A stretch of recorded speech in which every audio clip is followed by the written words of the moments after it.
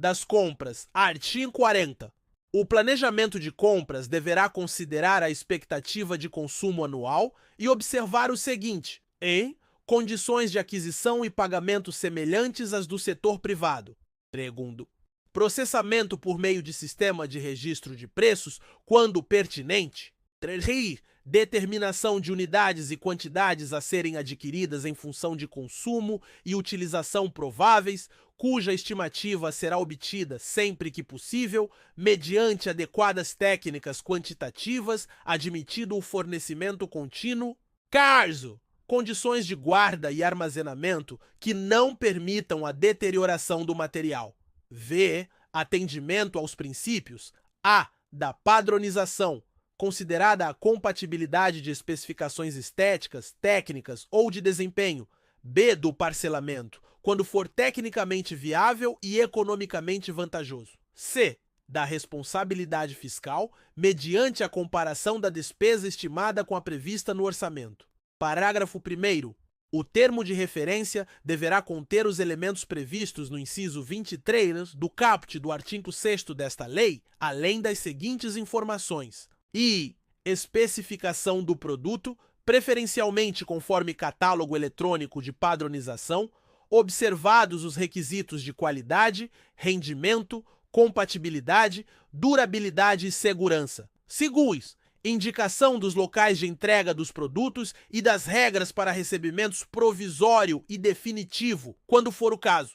Erreis, especificação da garantia exigida e das condições de manutenção e assistência técnica, quando for o caso.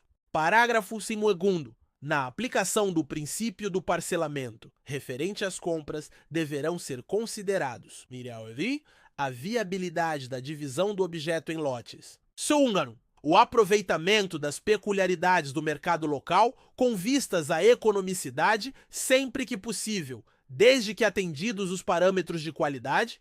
E terceiros, o dever de buscar a ampliação da competição e de evitar a concentração de mercado. Parágrafo 3º.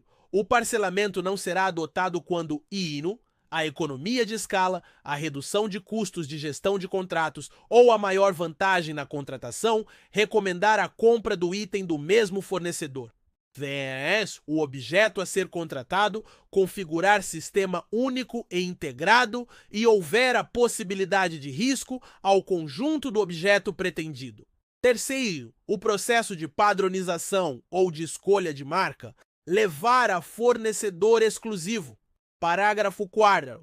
Em relação à informação de que trata o inciso 3º do parágrafo 1º deste artigo, desde que fundamentada em estudo técnico preliminar, a administração poderá exigir que os serviços de manutenção e assistência técnica sejam prestados mediante deslocamento de técnico ou disponibilizados em unidade de prestação de serviços localizada em distância compatível com suas necessidades. Artigo 41.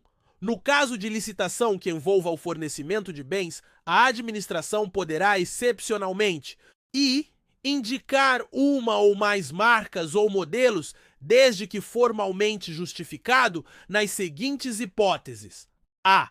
Em decorrência da necessidade de padronização do objeto. B. Em decorrência da necessidade de manter a compatibilidade com plataformas e padrões já adotados pela administração. C. Quando determinada marca ou modelo, comercializados por mais de um fornecedor, forem os únicos capazes de atender às necessidades do contratante. D. Quando a descrição do objeto a ser licitado puder ser mais bem compreendida pela identificação de determinada marca ou determinado modelo, aptos a servir apenas como referência. Segundo, exigir amostra ou prova de conceito do bem no procedimento de pré-qualificação permanente, na fase de julgamento das propostas ou de lances, ou no período de vigência do contrato ou da ata de registro de preços, desde que previsto no edital da licitação e justificada a necessidade de sua apresentação. Terceira, Vedar a contratação de marca ou produto, quando, mediante processo administrativo, restar comprovado que produtos adquiridos e utilizados anteriormente pela administração não atendem a requisitos indispensáveis ao pleno adimplemento da obrigação contratual. Quarto, solicitar motivadamente carta de solidariedade emitida pelo fabricante que assegure a execução do contrato, no caso de licitante revendedor ou distribuidor. Parágrafo único. A exigência prevista no inciso 2º do caput deste artigo restringir-se-á ao licitante provisoriamente vencedor, quando realizada na fase de julgamento das propostas ou de lances. Artigo 42. A prova de qualidade de produto apresentado pelos proponentes como similar ao das marcas eventualmente indicadas no edital será admitida por qualquer um dos seguintes meios. Comprovação de que o produto está de acordo com as normas técnicas determinadas pelos órgãos oficiais competentes, pela Associação Brasileira de Normas Técnicas, o ABNT, ou por outra entidade credenciada pelo Inmetro, declaração de atendimento satisfatório emitida por outro órgão ou entidade de nível federativo, equivalente ou superior que tenha adquirido o produto. Certificação, certificado, laudo laboratorial ou documento similar que possibilite a aferição da qualidade e da conformidade do produto ou do processo de fabricação, inclusive sob o aspecto ambiental, emitido por instituição oficial competente ou por entidade credenciada. Parágrafo 1º. O edital poderá exigir, como condição de aceitabilidade da proposta, certificação de qualidade do produto por instituição credenciada pelo Conselho Nacional de Metrologia, Normalização e Qualidade Industrial, Conmetro. Parágrafo 2º. A administração poderá, nos termos do edital de licitação, oferecer protótipo do objeto pretendido e exigir, na fase de julgamento das propostas, amostras do licitante provisoriamente vencedor para atender à diligência ou, após o julgamento, como condição para firmar contrato. Parágrafo 3º. No interesse da administração, as amostras a que se refere o parágrafo 2º deste artigo poderão ser examinadas por instituição com reputação ético-profissional na especialidade do objeto, previamente indicada no edital. Artigo 43. O processo de padronização deverá conter parecer técnico sobre o produto, considerados especificações técnicas e estéticas, desempenho, análise de contratações anteriores, custo e condições de manutenção e garantia. Despacho motivado da autoridade superior com a adoção do padrão. Síntese da justificativa e descrição sucinta do padrão definido, divulgadas em sítio eletrônico oficial. Parágrafo 1º. É permitida a padronização com base em processo de outro órgão ou entidade de nível federativo igual ou superior ao do órgão adquirente, devendo o ato que decidir pela adesão a outra padronização ser devidamente motivado, com indicação da necessidade da administração e dos riscos decorrentes dessa decisão e divulgado em sítio eletrônico oficial. Parágrafo 2º. As contratações de soluções baseadas em software de uso disseminado serão disciplinadas em regulamento que defina processo de gestão estratégica das contratações desse tipo de solução. Artigo 44. Quando houver a possibilidade de compra ou de locação de bens, o estudo técnico preliminar deverá considerar os custos e os benefícios de cada opção, com indicação da alternativa mais vantajosa. Subseção 2º. Das obras e serviços de engenharia, artigo 45. As licitações de obras e serviços de engenharia devem respeitar especialmente as normas relativas a disposição final ambientalmente adequada dos resíduos sólidos gerados pelas obras contratadas. 2º, mitigação por condicionantes e compensação ambiental, que serão definidas no procedimento de licenciamento ambiental. Utilização de produtos, de equipamentos e de serviços que comprovadamente favoreçam a redução do consumo de energia e de recursos naturais. Quarto, avaliação de impacto de vizinhança na forma da legislação urbanística. proteção do patrimônio histórico, cultural, arqueológico e imaterial, inclusive por meio da avaliação do impacto direto ou indireto causado pelas obras contratadas.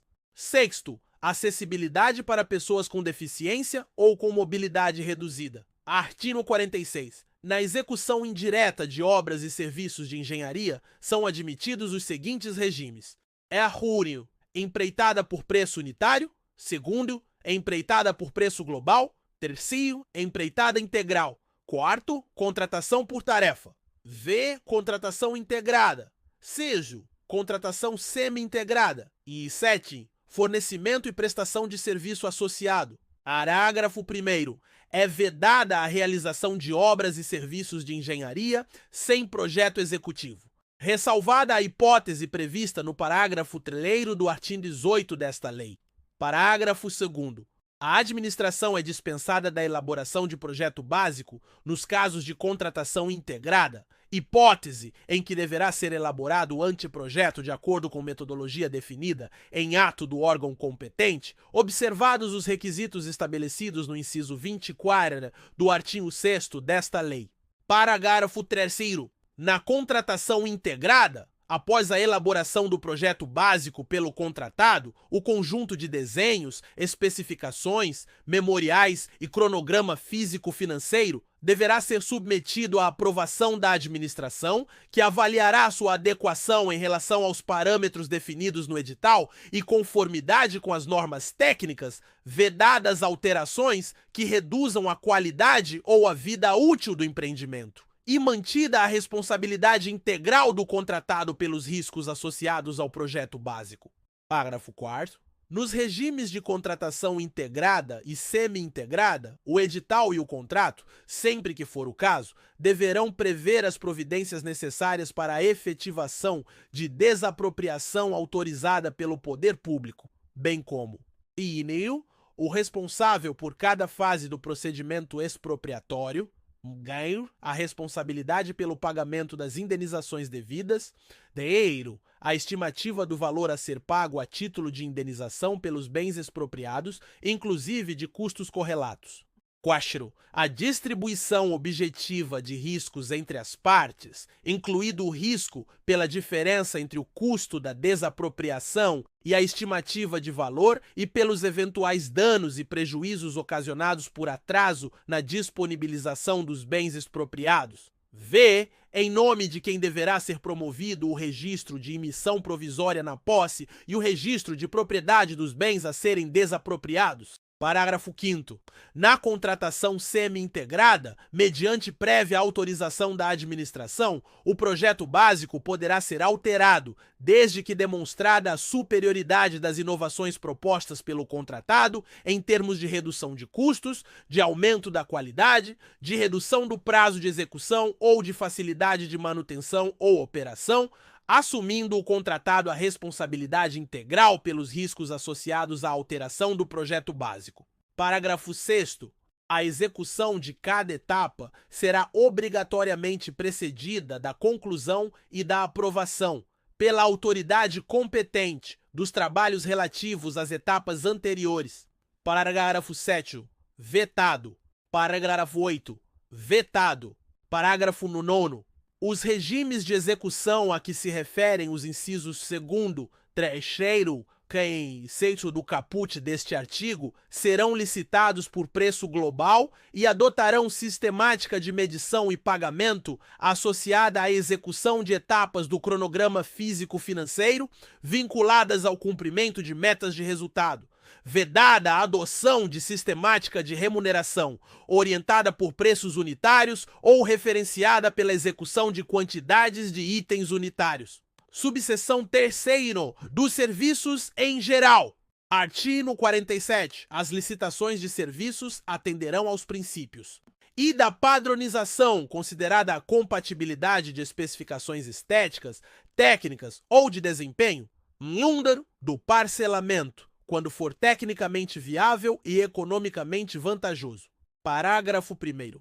Na aplicação do princípio do parcelamento, deverão ser considerados: primeiro, a responsabilidade técnica; segundo, o custo para a administração de vários contratos frente às vantagens da redução de custos, com divisão do objeto em itens. Terceiro, o dever de buscar a ampliação da competição e de evitar a concentração de mercado.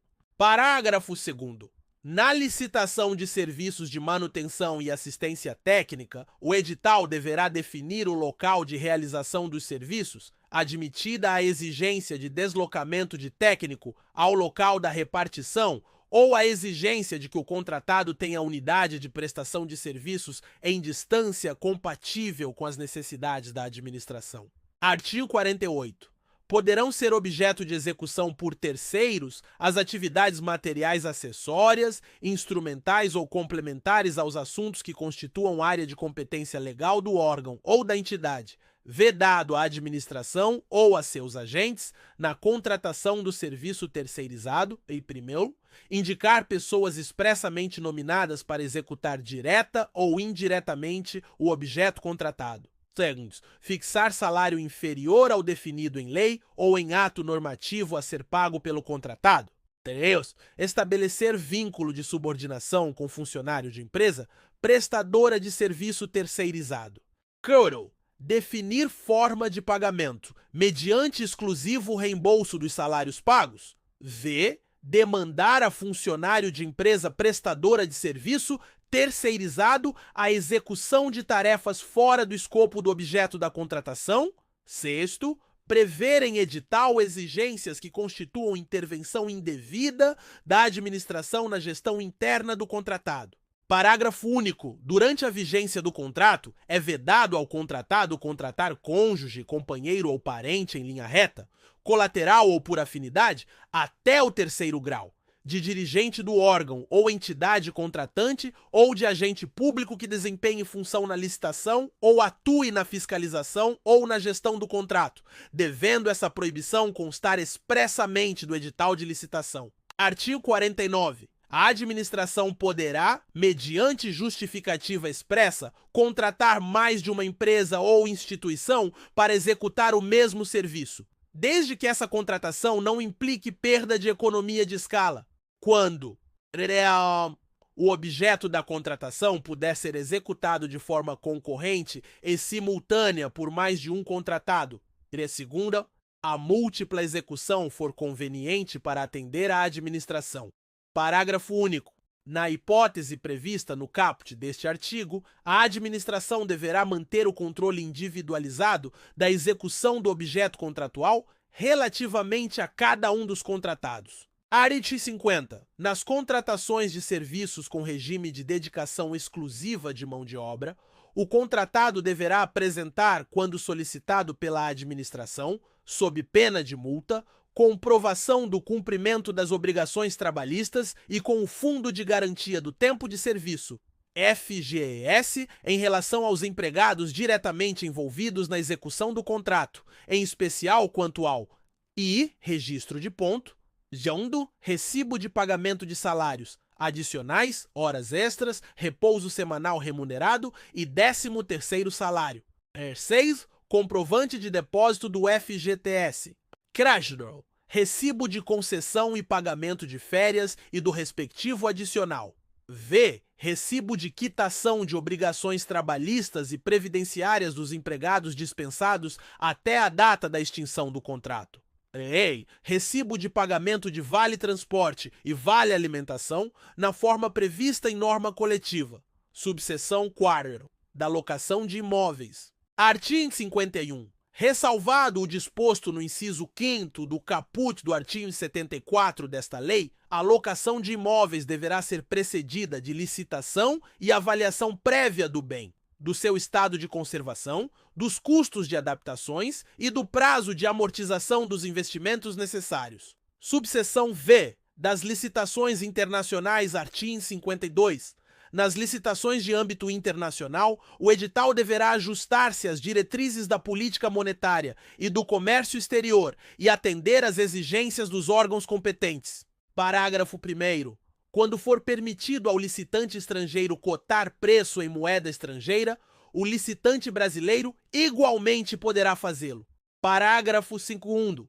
O pagamento feito ao licitante brasileiro, eventualmente contratado em virtude de licitação nas condições de que trata o parágrafo 1º deste artigo, será efetuado em moeda corrente nacional. Parágrafo 3º. As garantias de pagamento ao licitante brasileiro serão equivalentes àquelas oferecidas ao licitante estrangeiro. Parágrafo 4º. Os gravames incidentes sobre os preços constarão do edital e serão definidos a partir de estimativas ou médias dos tributos. Parágrafo 5º. As propostas de todos os licitantes estarão sujeitas às mesmas regras e condições, na forma estabelecida no edital. Parágrafo 6º. Observados os termos desta lei, o edital não poderá prever condições de habilitação, classificação e julgamento que constituam barreiras de acesso ao licitante estrangeiro, admitida a previsão de margem de preferência para bens produzidos no país e serviços nacionais que atendam às normas técnicas brasileiras, na forma definida no artigo 26 desta lei.